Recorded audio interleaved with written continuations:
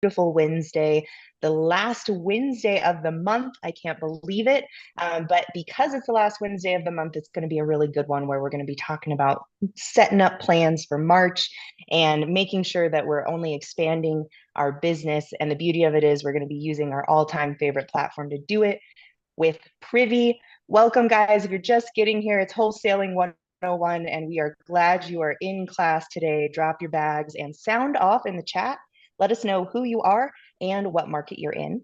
And while you're doing that, I'm going to ask, how's Benson doing? He's back, my all-time favorite guy. What's new? What is going on? I am happy to be back. I did miss a couple. We've been traveling all over the place. Let me see. I think I told you that I was going on an adventure, and I basically I moved to Kansas City for a few weeks. So I found a team out there that's doing a bunch of wholesaling, they're doing fix and flips, they're doing a bunch of cool stuff, and I really like their approach on how they do it. They target mostly foreclosures. They have a really ethical way of doing it to where their primary goal is just to help people get out of a bad situation. And so when they were showing their process at a mastermind I was at in Arizona, I went up and just introduced myself and said I really like what you guys are doing. And one thing led to another that basically invited me to come out and just be part of the team for a few weeks.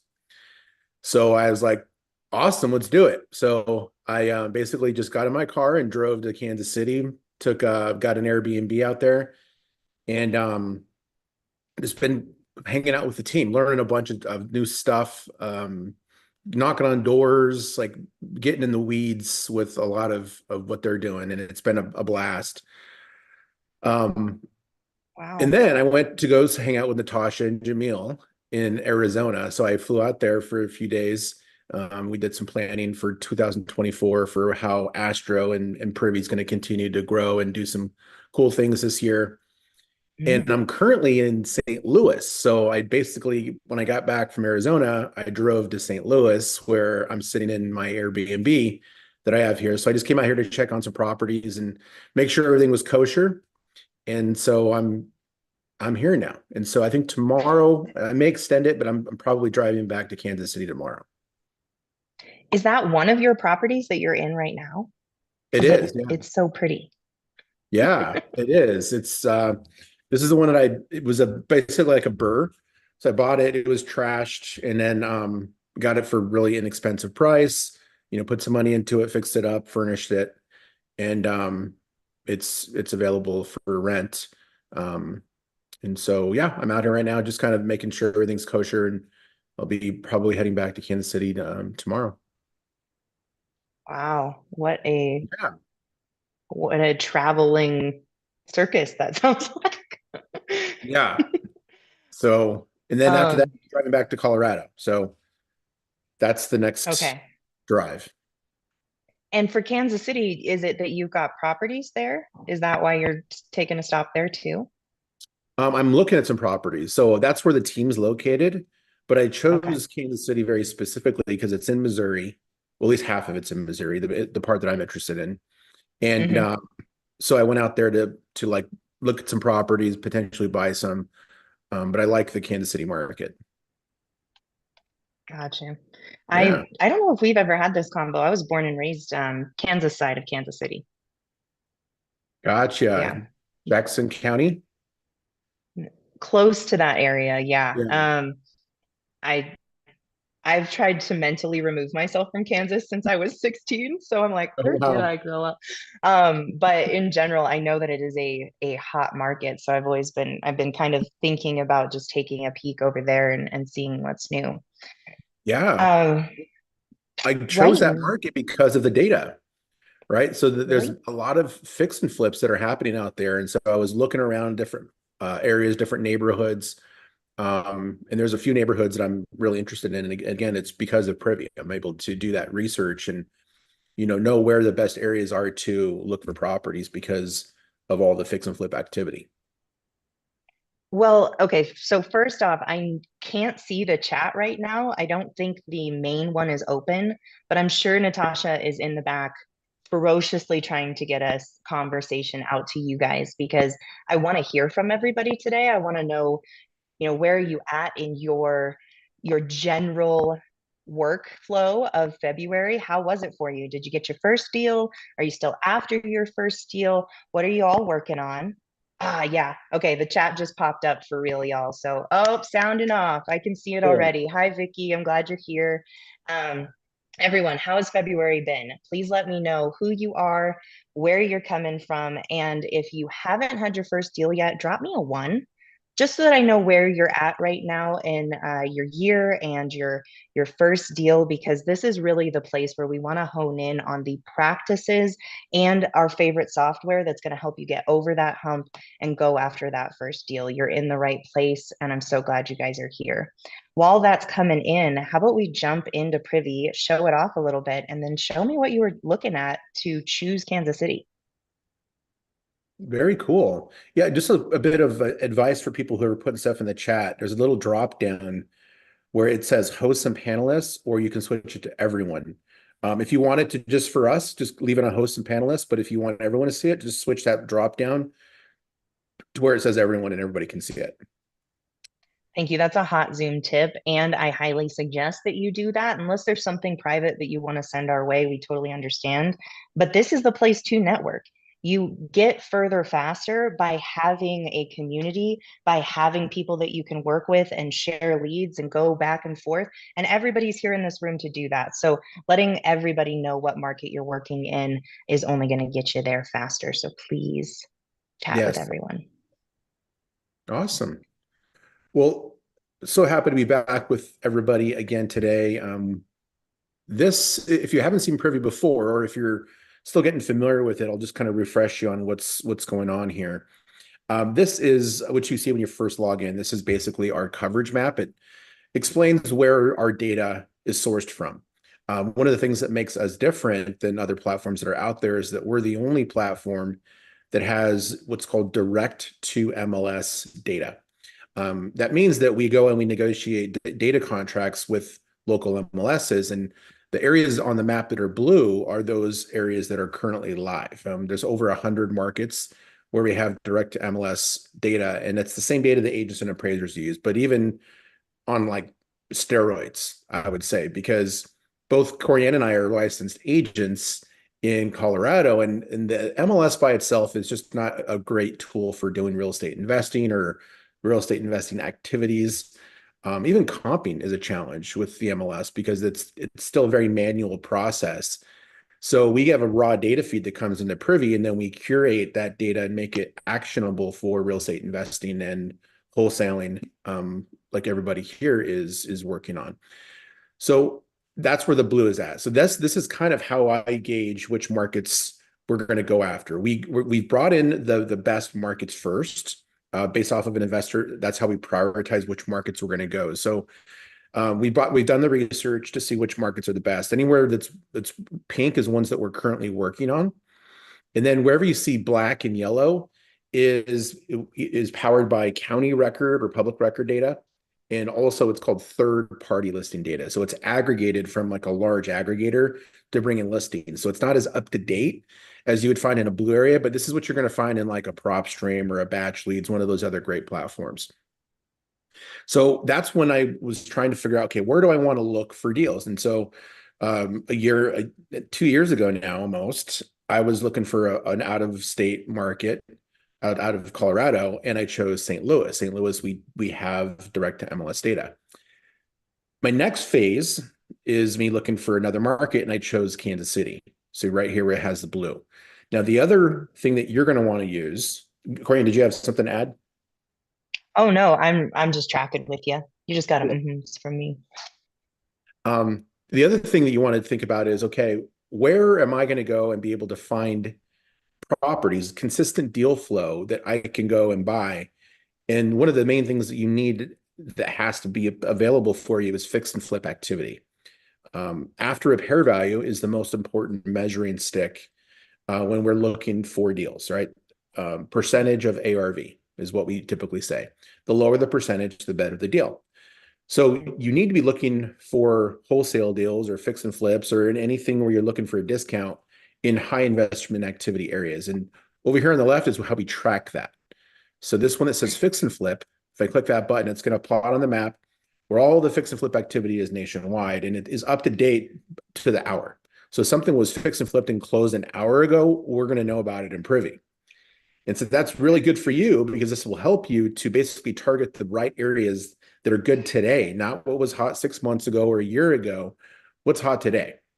Mm. And so these are the areas here on the map, wherever you see blue. So the larger the circle, the higher the number, the more activity there is there. And for our new newbies, just a reminder that one of our hottest tips here is that you choose a market and choose it quickly so that you can really start to understand what's going on in that market and start to know the players that are playing there.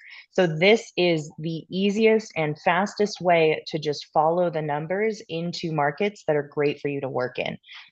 So make that choice and utilize Privy to do it. If you don't have Privy, I'm going to say, what are you doing? Even myself as a licensed agent, this is the easiest, fastest visual way for me to take a peek at what's going on and be able to find my deals. So please go grab it. And we also have a promo code for you. It is DAMG.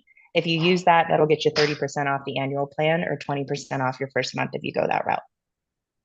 Oh yeah. All right. Yeah, it's an investment, you guys. It's something that you need to have to be able to accurately determine what your market. Mm-hmm. It's the data for comping, so you can get accurate comparables. We can find buyers. We can find investor-friendly agents. We can export lists of off-market leads. You can find on-market leads as well. So everything is here for you. The only thing that we don't do for those of you that are doing a lot of marketing strategies, like we don't do mailers or text blasting or skip tracing, any of those kind of marketing activities. There's other platforms that do that well already, and we're not looking to play in that sandbox. We're going to stay right here and just get this better and better. Mm-hmm. So Kansas City was a market that I liked, but just to kind of give a high level, earlier I saw somebody say Texas, Dallas, Fort Worth is a really good area if you're interested. Oklahoma City, Phoenix, the greater Phoenix area is good. Indianapolis, Chicago, Cleveland, Philadelphia, Atlanta, Charlotte, Tampa, Clearwater, St. Petersburg areas, Milwaukee's good. So those are just some of the areas that I would consider if I was going to, look for another market. But one thing I will caution you over is well, two things. Number one is don't choose too many markets, especially if you're new. You spread yourself too thin and you got, oh, let's do this market and this market, or you're going to be a national wholesaler right out of the gates. Like I promise you, you're complicating things. So try to pick one market. Mm-hmm. Now, the other thing is if you live in a market that has low investor activity, then you have an important decision to make, which is, can you get comfortable with doing stuff virtually?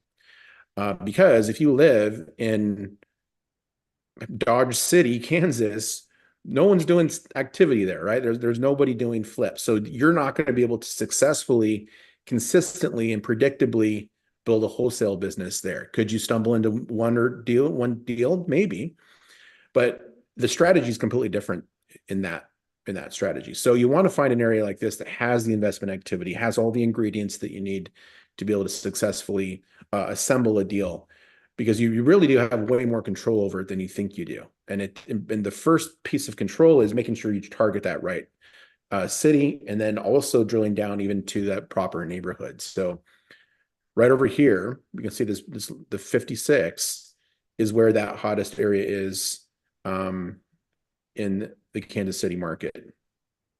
Benson, you touched on one of my soapboxes, so I got to stand on it real quick because the joke between me and Jamil is that I've done everything wrong probably at least once before I met him and I started to learn how to do this business appropriately.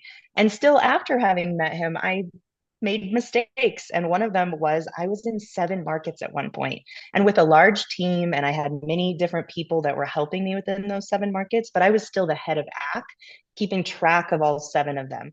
And I did not do well with my eyesight going in all of those different directions. I couldn't be the main person in any of those, which was why, even with my longer history of being a wholesaler, 2 markets for me is quite a lot. And the big change that happened in November, where I started a new company and reset myself on kind of the ground floor, was that I had to be in only two markets. And that for me is Central Florida and Colorado. But goodness gracious, y'all, please just choose one to start. Two is hard enough, and never ever make the mistake that I made of trying to do seven. See, All right, we're off the learning soapbox. Whew, here. thank you all for listening. I'm curious. So what did that cost you, right? To go to the seven markets? It cost you time, money. Like what was the consequence? Well, I was a part of a partnership at that time, which was handling a lot of the finances. So I wasn't actually looking at the cost of the VAs who are doing a lot of my texting or the costs of the texts themselves, but I can tell you it was considerable. What it was for me was a cost in my ability to show up for my family and the energy that I had at the end of the day. It also cost me a lot in terms of my relationships in the markets that really counted, like mattered, because I might have a bunch of different leads that were happening in, let's say, Tennessee, which was one of them. But Colorado, a market I really care for, if one of my VIP agents had reached out and it took me until the end of the day to get back with them, it was really Yeah. those cuts that so many of them started to make the real major bleed, which was I wasn't taking care of the true markets I cared about and the people who were bringing me that kind of deals. So energy and attention. And another thing that happened in that year and a half time where I was really handling all seven of those markets was that I wasn't handling my regular real estate business. So I stopped doing listings. I stopped kind of paying attention to that normal boots on the ground. I have a license type moves. And that affected me personally because it is something I have fun doing. I enjoy opening doors for people and showing them all of the little homesteads that are out here in the middle of nowhere, Colorado. So I feel a rebalance in that now that I'm only in two markets. One, I'm able to bring like depth to my relationships, which makes me the first person that people are thinking about. And on top of that, I'm showing up for my family better. I'm also showing up in the things that make me happy, like painting and that kind of thing. So if you guys are thinking, what do I have to lose by doing multiple markets? That's some examples of what you could lose. And it's just going to be way easier too. And especially when you're newer, learning one market, building processes and systems and the accountability and the belief in yourself that you can do it is going to be way easier if you just have one or two markets. Okay. Yeah. But now that we're in this Kansas City market, the very first thing that you want to do is just kind of get a little feel of the lay of the land. What's going on? Where are the areas at? You can see here that each one of these little icons is a flip. So we actually plot these on the map so you can see that you wouldn't want to go and start to drive for dollars in Indian Hills or Mission Hills. Like there's just not enough activity there. So you'd want to be focusing your efforts down in here. So you might even start to drill down on specific zip codes. Like this is 64131. So maybe 64131 is really you want to become an expert. And the way you become an expert is just by looking at these closed deals. And you can see this is one that just closed recently, just a few days ago. It's 6600 Hodges Drive. It looks great. I mean, this looks like a new build to me, but it was built in 1955. And this is the comparative market analysis. So Privy's building one of these for every single house in the US. And then the system automatically pulls comps. So here's all the comparables.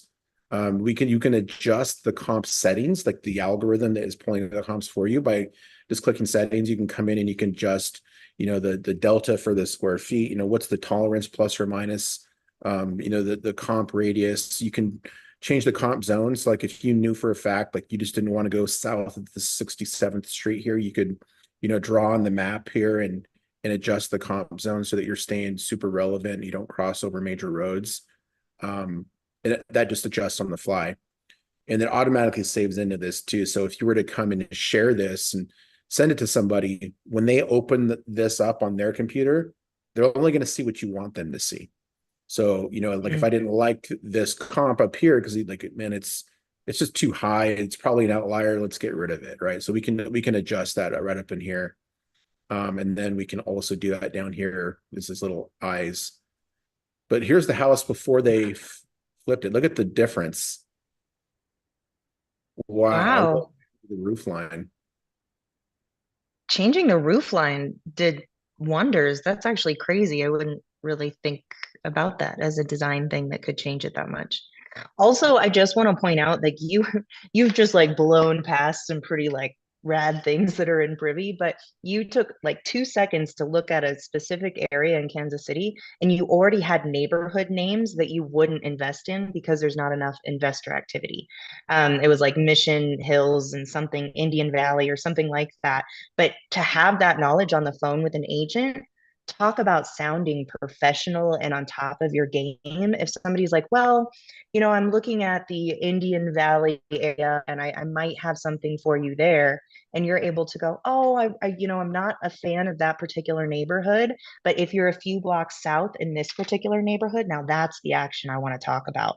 Even having that ability so quickly with Privy is one of the cool things that gets me like super excited and hyped. So Natasha dropped you all the promo code DAMG. If you don't have Privy, utilize that because that'll get you 30% off the annual plan or 20% off the first month. The other thing is, Benson, I've missed you because every time that you're just scrolling through Privy all quick, I learn something that I don't utilize in my own clicking to make things quick for me. And I've never realized that there's an I button where you can hide things straight from the map. Yep. That's a small thing and a super helpful thing because if it's across a road or something like that and I just want to get rid of it, Hmm. guys, you hide all these little things in here that make this so great. So thank you.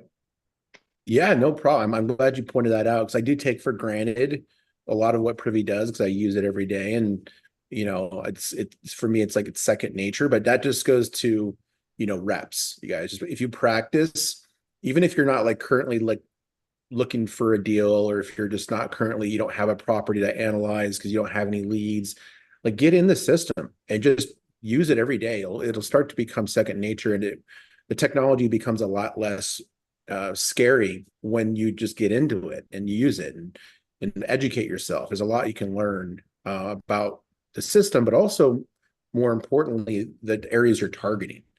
So we found that neighborhood that we liked. We found some ones we didn't like. We know that you can get an amazing property like this from the MLS at 53% of the ARV. They bought it for 412, sold it for 775. And I learned something too. Like, who knew you could go in and just do these crazy changes and make this house look like a custom, like built home? Like, it's amazing what they did to this place. So now I'm going to be looking at houses completely differently, knowing that this is possible. Absolutely. And this is the buyer I want to know because this is a buyer I can gas up easy. Like, more than happy to call this buyer and go, what? Like, look at how cool this property is. You changed the roof line. Oh, that's so smart. Do you do that often? And really have that conversation to build rapport about this property and whether or not they want other ones so that I can provide them for them. And adding a chimney. Exactly, Ned. And I saw that Ned had asked if you hide a comp by mistake, how do you bring it back? Will you show off that really nifty reset button? Yeah, yeah, it's right over here on the right. We kind of gray it out so it's subdued, but if you mouse over, it turns bright blue and you can't miss it. It says reset. So you just click that So and that'll it bring them all back. brings them all back. We don't have like a back button. If it just did one, it just resets the whole thing, but they all come back. So you never lose them. Yeah. So you talked about gassing up the buyer. I love that term. But House to Home Renovations is the company group that did this project. And Corianne is exactly right. Like, these are the kinds of people you'd want to work with because they're professional. They did this actually fairly quickly, considering the amount of work they did. I mean, 286 days to get in and do this full reno. I think we would, if we did more research, would find it was pretty impressive. Um, Mm. they sold like hotcakes. Look at this thing. From the day that they put on the market and all of the time with the title company and the underwriting and getting the loan, only 28 days to close. Like, they probably had a contract day one. And actually Mm. you can see that 125 Yeah, 5 days. Yeah, 5 days and they were under contract.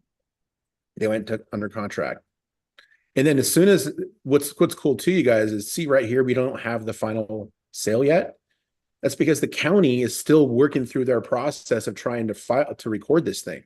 We know about it in privy before the county even has it published yet, because we have the direct to MLS data. So that's not here yet. Once the county publishes it, then there'll be another little transaction here, and it'll have the final price. But that's again, that's what's so powerful about privy is you are privy to information before your competition is, and that really is an edge. And you got to know that, guys. If you're seeing that it's closed and you're not seeing that change in the property history, I've run across this on the phone with agents who I'm talking comps with, where I'm like, well, have you seen this one? And they're like, no, I haven't seen that. I didn't know that that closed. And I was like, oh yeah, it'll reflect in the public record soon, but this is affecting my comp, yay or nay, whatever direction. So having that information can really even put you ahead of the agents that you're having conversations with. So, give them grace if they didn't know about that comp, but then school them, just like you learn here in Wholesaling 101. Oh yeah. A couple other things that you can take away from this, things that will be helpful and you can use in your business are who are the agents that are involved in this transaction? Leslie Stetzler, Stelzer, was the agent that Mm. represented the seller. Now, that we can't assume that they're investor friendly because they represented probably like a normal seller, but Mm. she's got listings. So maybe the next time she's got a listing, she would prefer to give it to you as a pocket listing instead of putting it on the MLS. And that's where there may be an angle to work with Leslie. The other person on the other side of this transaction was Cassandra. So Cassandra was the agent that worked with the fix and flipper. And so Mm. she, we can assume, is investor friendly because she's earned the business of house to home renovations. And I guarantee you they're probably very selective in the agents that they work with if they're doing the quality of this kind of work. Would you agree, Corianne? Was she the listing agent for Mm-hmm. them? Oh, Yep. okay. So she helped them buy it and then got the listing on the other side. So absolutely, she's working closely with them.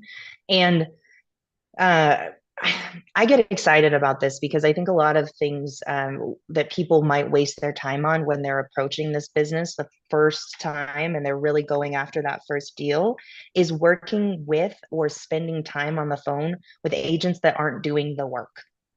And Yep. they're out there, y'all. They're entrepreneurs just like us that get hung up before they hit, dial on the phone. And there's many different levels to being an agent. And if somebody is actively going after sellers enough to get a distressed listing, like this first name, Leslie, then she's somebody I want to talk to because she's going out there, she's speaking to sellers, et cetera, et cetera. I want to know how often she's doing that so that I can be a tool in her back pocket if one doesn't look as nice as this.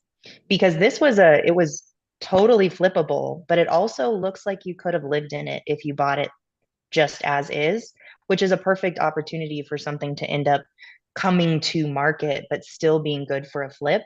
What if she's talking to a seller that's got, cat poo in the corner and boxes that are stacked and etc.? She's not going to want to take that to the MLS until at least those things are cleaned up. And maybe that's going to be a difficult clean for the seller. Mhm. Those are my moments to shine and be the absolute best buyer possible. So Leslie's my gal. How would you contact Leslie? Like how would that conversation go if you were just going to pick up the phone right now and dial? It would start with bringing up this address and saying, hey, I saw you listed this when it was ugly. And just have a conversation about that process. I'd want to know how long it was on market, and I'd kind of drop that and be like, it looks like it got picked up pretty fast, even for being an ugly property. What was that like, et cetera, et cetera. And then from there, I go into, well, how often are you reaching out to sellers? Do you get properties like this pretty often? Let them talk, talk, talk, and then let them know how I'm the best buyer for them the next time they have something like this or even uglier. Very good. Yeah, I love when you talk to agents. I always pick something up from you when you call. So you guys, if you haven't, I would go back and look at some of the old calls. They're up on Jamil's YouTube channel. Go back and just use them as education. Yes, it's awesome that you guys are here, but as soon as you get off of here, you're going to be hungry for more info. So don't forget, you can always go back and look at those old videos, and you can hear, Corianne calling people. You can hear Rocky, and you can hear so many amazing students of astro flipping who are actually going out there and doing it. And everyone's got their own little flair. Everyone's got their own approach of doing it. You can learn from all of them. And that's the beauty of it is maybe you're like, oh, Corianne, you sound so peppy and smiley on the phone. Well, a part of that has to do with my approach. But if you catch a Matthew Justice on the phone, which was our last episode from last week, he has a different tone and approach that makes him likable in a completely different way than me. And those are the people I want to know, especially in my market, where if I'm like, oh, they're after deals and etc., but they have a different tone or approach than I do, they might resonate with an agent that doesn't really like me much. And that's okay because when they get in a deal and I know them, we can work together to get it sold. So, absolutely, whoever you're picking up the phone with, if it's in your market, you can find ways of working with them or utilizing having that connection. And that's all I'm after is how many people can I know and how can I be of service and what do they need? Every one of these CMAs teaches a different lesson. And I just learned something about this part of Kansas, 66208. Um, Look how high up on the percentage of ARV that this buyer was willing to go for an on-market deal. 68%. Wow. 68%. So a lot of us have heard of that formula, the 70% MAO formula, maximum allowable offer. It typically goes like this. So you take the after repair value, and this is something that you want to get away from using these universal formulas if you can, because this is a perfect example of a property that you may have missed out on. Because this buyer right here, um, Amy Schuler, was willing to go up to 68%.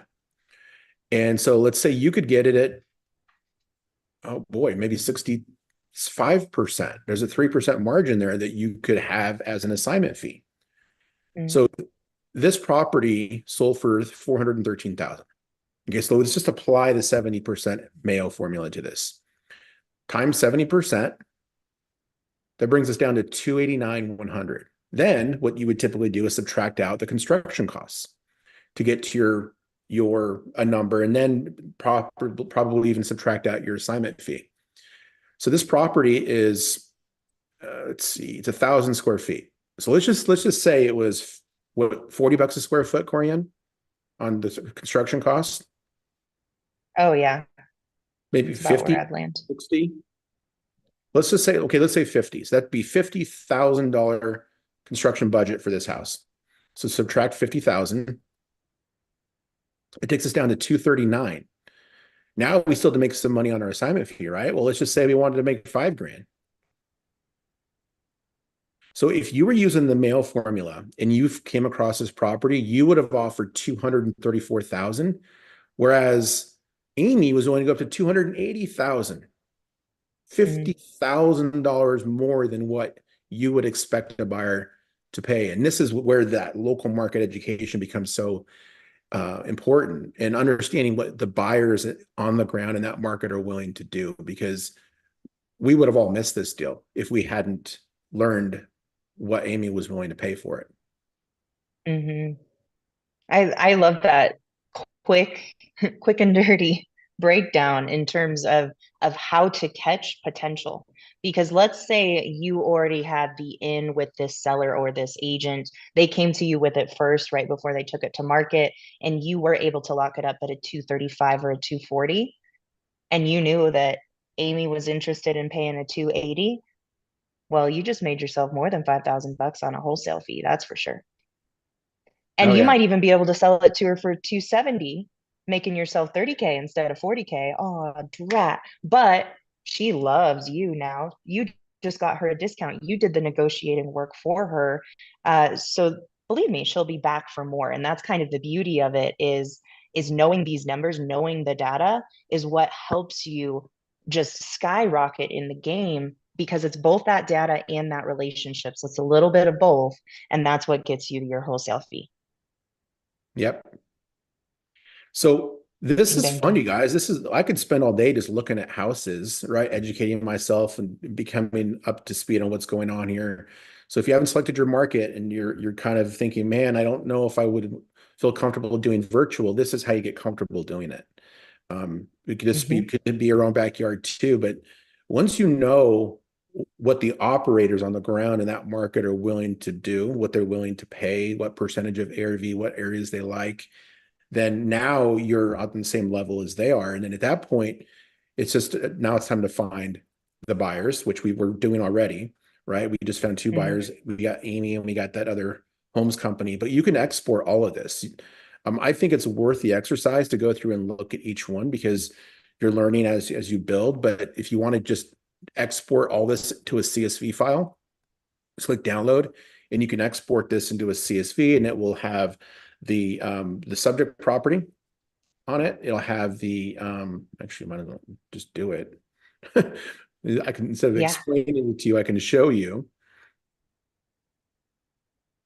And this is how I personally find and go after buyers. I'm going to pull the flipped list just like this, and I'm going to take it and I'm going to skip trace that whole list and then start conversations from there. So, this is a great way if you don't do it one by one in terms of your searching. And if anybody's like, what do you mean one by one? Well, that's the open corporate strategy mixed with true people search so that you find the one person that you need to call with that number. And if you want more on that particular strategy, literally go to Wholesaling 101 from last week because me and Matthew were just talking about that specifically.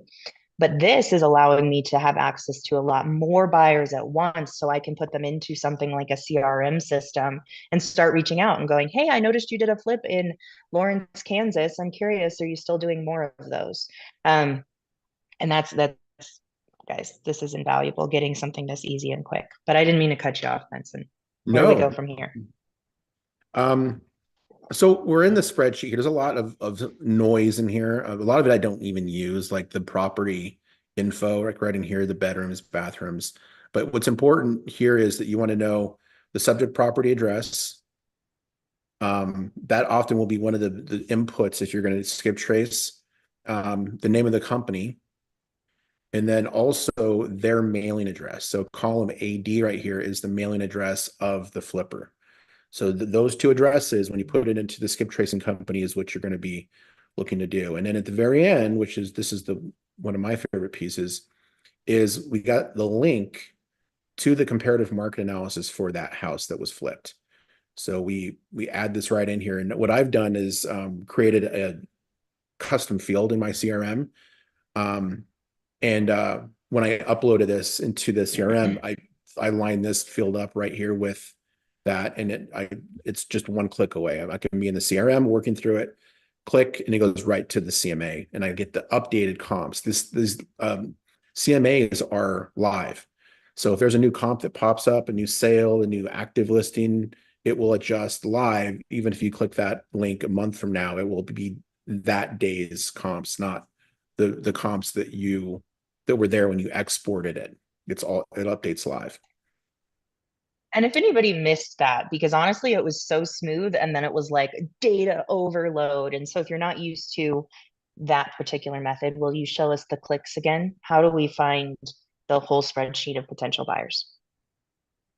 Yeah, so you click the fix and flip button, right? These are fix and flip buyers, right? There's more than one type of buyer, but fix and flip buyers are good because they typically do a lot of transactions, especially if they're if they're busy and they've got good resources. And then you click this button right here that says download. And then you just click continue, and this will tell you how many downloads you have left. We give you 10,000 per month with your account. It's all part of the subscription. We don't charge extra for downloads. That download can also be used to export lists of like foreclosures or absentee owners, vacancy. These are all kind of like distressed seller type leads. They're different than what we're talking about right now, but you can export those as well. And then once that exports, it'll export it right into the CSV. And this here is, let's see, Vicky was asking, is that spreadsheet in Privy 2? Yeah, this is what comes out of it. This is basically the spreadsheet version of what we're showing you on the map visually right here. It's the same data, just exported. Does that answer the question Yeah. for you? Absolutely. And I was asking it specifically for Vicky. So perfect in terms of being able to utilize this to see it.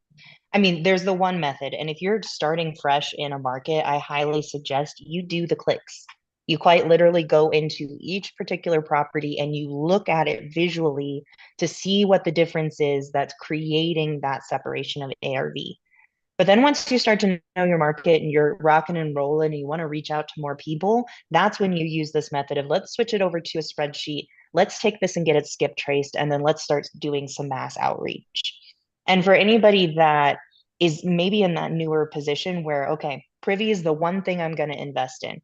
And I highly suggest it. If you only can invest in one thing, I would say Privy is the one to use because of all of this data that it's giving you. It's aligning you closer to where an agent is thinking because an agent has MLS access. But you now get to see it already laid out visually and beautifully, and you can share and have those conversations with the agent because of what Privy brings you. Then utilize Privy to the best of your ability as your CRM for time being. And can we show off a little bit of the list making system and the folders that you can utilize here? Because for example, I could start a folder in Kansas City today that's my KC buyers. And I could start moving properties in that I think are people that I would want to reach out to. Yeah, yeah, for sure. That's a great idea. So let's say this property right here, we thought, okay, this is somebody we want to target. Well, when you're in this, at the very top, there's this thing that says manage lists. So you click that and it'll show you all the different lists that you've built. So I've got a bunch here. But if I didn't have lists already, I could click add a new list, give the list a name, KC buyers. If you guys didn't notice, he already had a list that was started that said good buyers. It only had Yeah. one property in it, but he had that list. And you can kind of peek over his shoulder and go, oh, okay, he's got a list for a specific location or a specific neighborhood. And you can start to utilize Privy to build that out for the time being. If you don't have a CRM that's specifically reaching out to people, at least keep track of the properties that are standing out to you and what they're about and who you want to reach out to. This is extremely useful for you guys. Yep. So then the checkbox here, I just click save. And now this property and everything about it, the CMA is available in a list that you guys can build and track all the stuff you're working on. So I can come in the list right here. And then here's my KC buyers list. And it's just got that one property in it. And you can export these too. Once you build the list inside of Privy, if you're like, okay, I've been aggregating it in real time. If I want to export this, I can go ahead and I just click select all 517 properties. And then I could share those. I can click share and send those all to somebody. I can move them to another list. Let's say I wanted to aggregate two of my KC buyer list and then my Philadelphia buyers list into a master list. I could add them to a master list here, or I can just download them into a CSV file, just like the one we had before. Another And for cool me thing. personally, the CSV, I'm not an Excel spreadsheet kind of gal. It's not visual, so I don't particularly like utilizing them. So even this for me is preferred because at least I automatically see by color, oh, all of these sold. I have the most important things already laid out for me. And it really is just a glorified Excel spreadsheet, but with just a little bit nicer design and easier to read for myself. So I personally go the list method. My partner in business, Austin, he's going to pull an Excel spreadsheet because he wants as much information as fast as possible, and he's probably going to take that to get skip traced. So to each his own, but find something that works for you so that you can keep track of your properties. Oh yeah. One of the cool things that I rarely use, but I have some people that use it all the time, is this upload button. So let's say you pull a list of, I don't know, code violations from the area you're in, and you're like, man, I would love to go after properties that have code violations because if they're they're getting a ticket because their grass is overgrown. Like there's bigger problems, right? So let's say you sourced a list of code violations from the county. You can upload that list into Privy, and Privy will go in and build a comparative market analysis, build a CMA, and create a list for you in Privy, and it'll pull comps all in a couple seconds. All you got to do is just upload it, and you get that list from anywhere. Mm-hmm. The only thing it has to have is the address. So it's the street, and there's a sample CSV file right here, but it's the Mm-hmm. same as we were looking at before, where it's the address and this needs to be in this same format: street, city, state, zip. And with those four fields, you can upload it into Privy, and it will go and analyze all those properties for you and build a comparative market analysis. Flip the table, rename the whole thing Wholesaling 102. We just learned some stuff, y'all. I've never utilized that. And like I said, I love watching you move through here because I can always find ways of either utilizing data that I didn't realize would affect the way that I do business.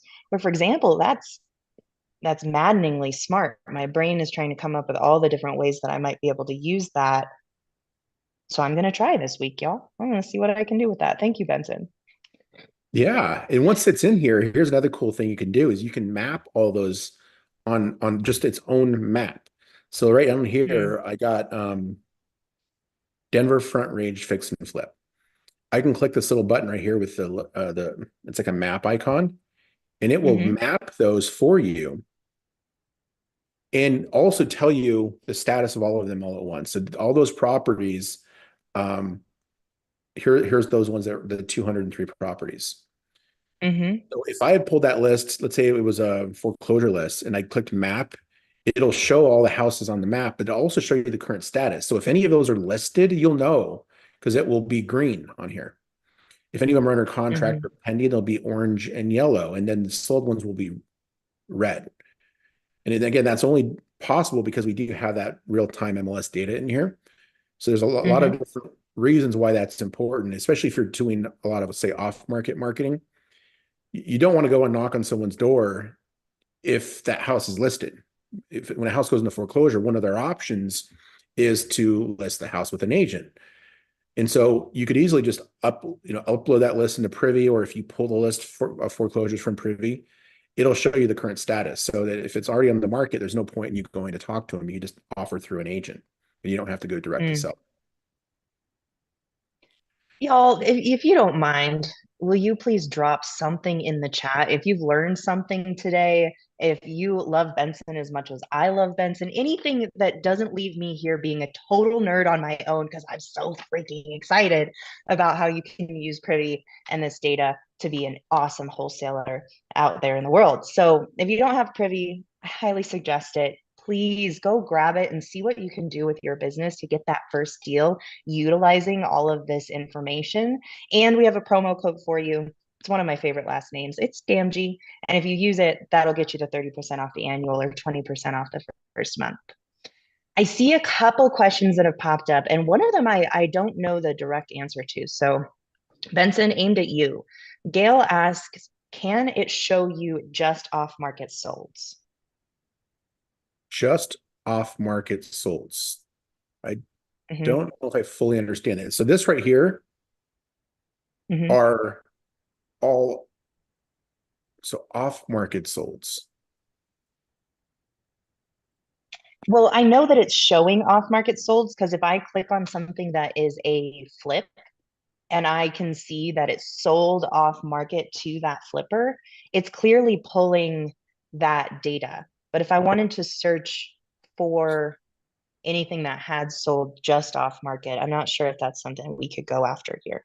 No, we don't have a filter for that. And I'm trying to understand the benefit of it, but I'm sure there is some reasoning behind that. But the ones that are that have the little silver, when you're looking at the map here, let's see, these are all almost all on market sold. So this little blue line means that it sold on the MLS. If it was silver, it would mean it was an off market sale.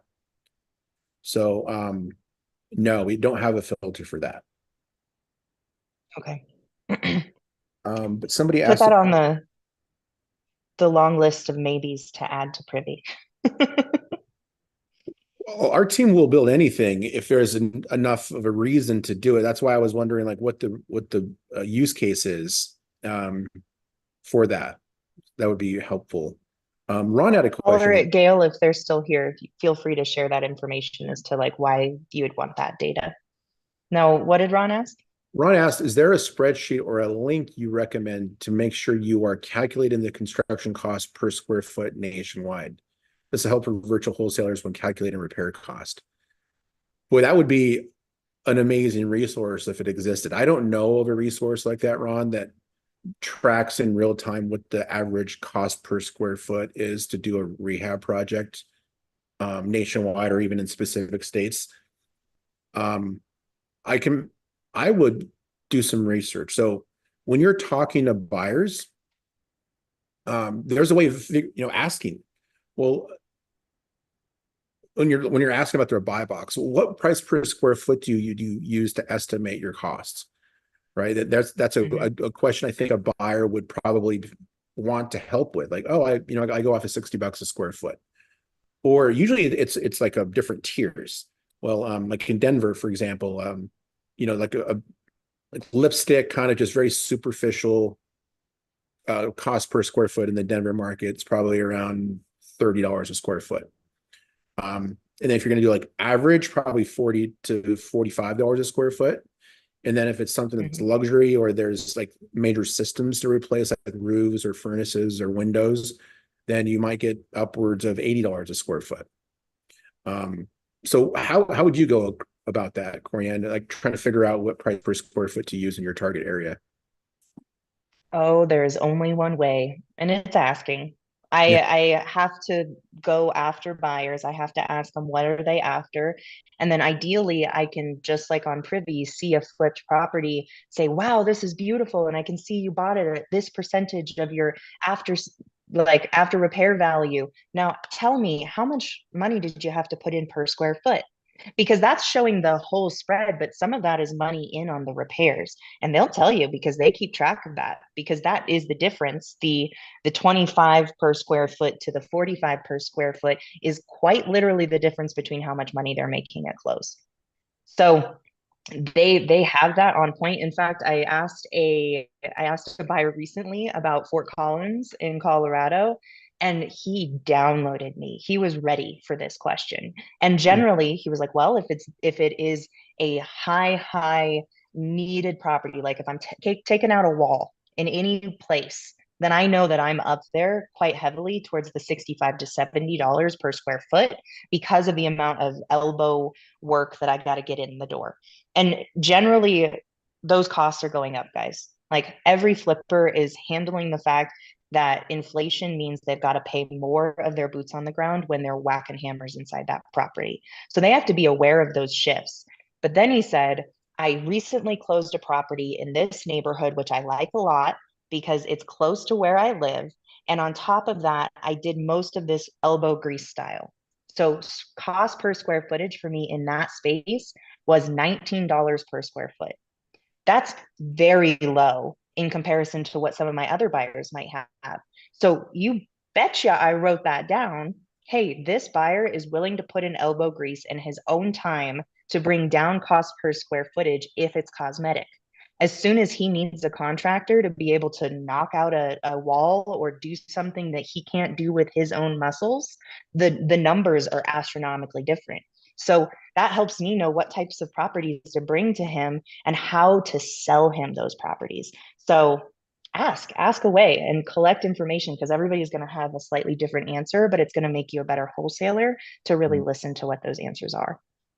Yeah, you bring up an amazing point that cost per square foot is going to be different for every buyer too. Yeah, you want one that's kind of, universally correct for a certain niche area in one of your target markets and at different levels, but every buyer has different numbers they work off of. And so you said it exactly right. Like you need the info to best sell them the property. And so if you know that one buyer does $50 a square foot and the exact same, or another buyer in the exact same area would calculate $40 a square foot, you would sell that property differently to both of those those end buyers. So just ask the questions and make sure you store all that information someplace. Like, don't just think you're going to remember it. Like, put those conversation details, like when you're on the phone, if you can't even record those for your own use, Mhm. and go back and take notes and put all that information, because the next time you talk to that buyer and they mentioned that their daughter was graduating from college next week and you ask about their daughter, you're instantly raising the value of yourself and what you can bring to that relationship because you paid attention. All those little details Mhm. matter. They really do. Jason, I saw you ask the question of if you see a after repair value spread of 100% or they bought at 115%, what does that mean? Well, it means they lost money. Is the most direct and easy answer I can give you is if a flipper specifically purchased and then resold and it's showing you that blue number that is they bought at 100% or 115% of ARV, then yeah, it was a flip that didn't make them anything. And it's possible that they lost money on it.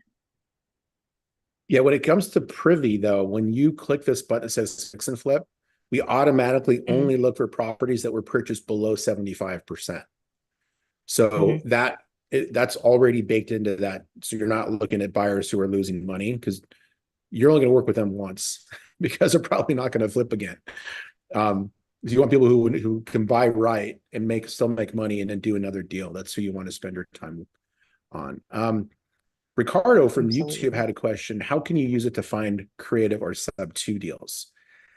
I don't know if there's a data driven approach to find sub two deals, um, because it really is just basically a financing type. Hmm.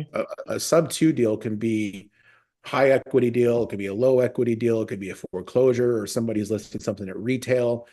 It's all about whether or not the seller is willing to basically finance the deal, right? Whether either with their own equity or with if it's subject to an existing mortgage.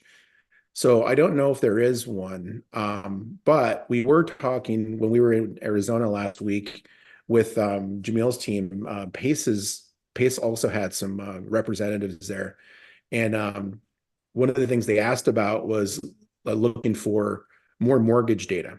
So we've Hmm. currently partnered up with a new data partner who's going to help us bring in more mortgage info so that you'll be able to query the mortgages to find low interest rate mortgages that are already in place. So that's something that we're working on, Ricardo. We're going to have more of that in the next few months. Good question. I do have one search criteria that I would put into Privy that would get you close to a potential creative sub two play. In the filters, I would go with the last sale date being between 2020 to 2022. Hmm. And then I would put active. I would want to see active properties now. They're put their hand up and they've said, I want to sell.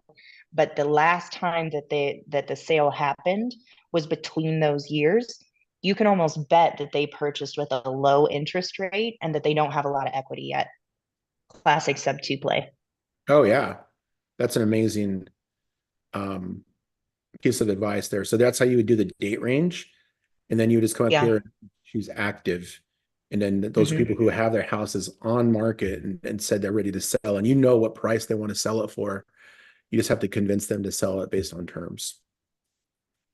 Exactly. And so what you're probably looking for in that case is you need additional motivation that they would be willing to sell on terms. But at least then you're kind of in that pocket of somebody here is probably in a pinch point based off interest rates now and interest rates where they were and general inflation. So utilize that and hopefully that'll get you a little closer to it. I cannot believe it's 159. This happens to me every single time where I'm like, oh, we have to stop. But goodness gracious, Benson, thank you so much for giving us such a cool tool like Privy. I utilize it every day in my business. And obviously, I can get real nerdy about how exciting it is, especially for new wholesalers. Like if I had this 5 years ago when I was getting started, I think I wouldn't have stumble stepped over all the ways that you can get distracted in this business because the spoon feeds you the perfect things to actually take the time to pay attention to that are going to help you win in your business. So Thank you, Benson. Guys, before we go though, before we go, I want to make sure that you know that Squad Up Summit is happening very, very soon and that I am stockpiling hugs like crazy, especially for my Wholesaling 101 fam who's showing up consistently here every week so that they can grow and being in that space with so like I'm excited to be there because I'm going to be surrounding myself with way smarter people than me so that I can learn. And of course, we're going to be bringing all that information back to you to share, but we want to see you there. Benson and I are just me hanging out in a corner being nerds, looking at data. Who wants to join? We just dropped the register link. Make sure that you select that you are coming from the Astro side of the world. One, because we claim you, but two, because there are only a specific amount of tickets on both sides. So we know that there are plenty left on the Astro side. So please select that. And we cannot wait to see you guys there. Um, Benson, Orianne, thank if you. somebody, thank you. If Thank you, somebody wants Natasha. to, oh yeah, give Natasha some shout outs, y'all. She's been in the back making sure this is smooth and making sure that we are answering your questions. So love out to Natasha. But Benson, if somebody wants to get a hold of you and wants to collaborate with you in Kansas City or in St. Louis, where can they find you?